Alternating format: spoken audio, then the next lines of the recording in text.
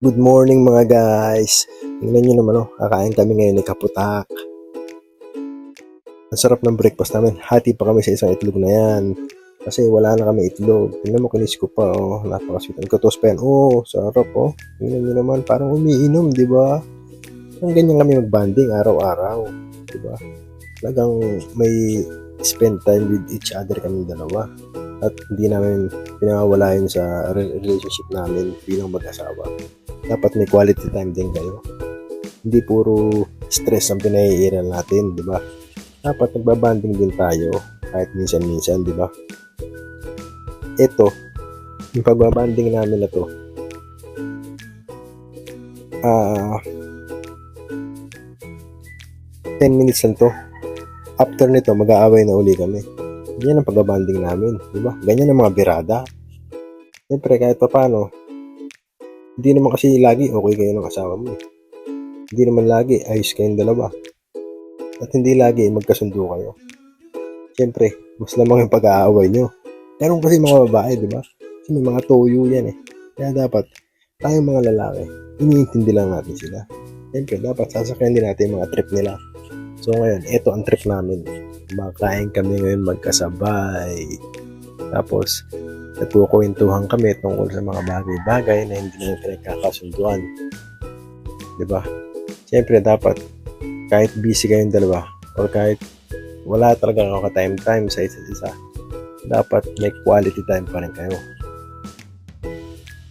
Para maiwasan natin yung matagalang hindi pagkakasundo.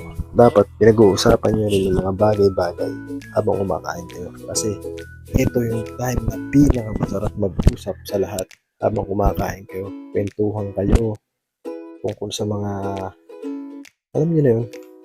Siyempre, paano, marites din naman tayo, di ba? Pero joke lang yun, di ba? Siyempre, pag-usapan nyo yung mga bagay na yung positive, di ba? Huwag kayong mag-uusap na negative kasi nakakapangit yan saka nakaka-bad vibes yung mga ganyan. Dapat, ang pagkwentuhan nyo yung tungkol sa future nyo. Kasi habang tumatanda tayo mga guys, ang kailangan na lang natin sa buhay natin, peace of mind. Yun ang reality ngayon. Diba? Ayaw na natin ang mga talk shit. Tapos yung mga alam mo yun, nakaka-bad vibes na kwentuhan.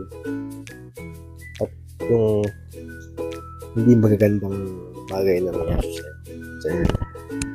Gusto lang natin yung mga positive thoughts. Yun, may English pa, di ba?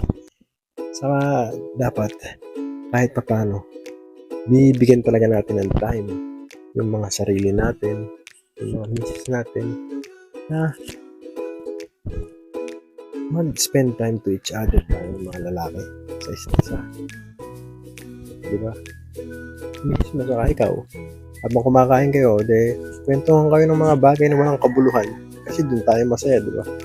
Pinagkukwentuhan yung mga bagay na walang kabuluhan, saka tayo tatawa, di ba? O tingnan nyo, papakita pa siya ng mga picture dyan. Ewan ko kung nakalimutan ko na kasi. Siyempre, hindi naman kasi natin may iwasan yung mga tampuhan at pag-aaway kasi kasama lahat sa relasyon yan. Trials lang yan. Trials hanggang magkasama kayo. Siyempre, di naman mawala trials pagka magkasama kayo. Na hindi kayo mag-aaway. Talaga mag-aaway kayo. Pero, gawan nyo pa rin ang paraan para magkabati kayo.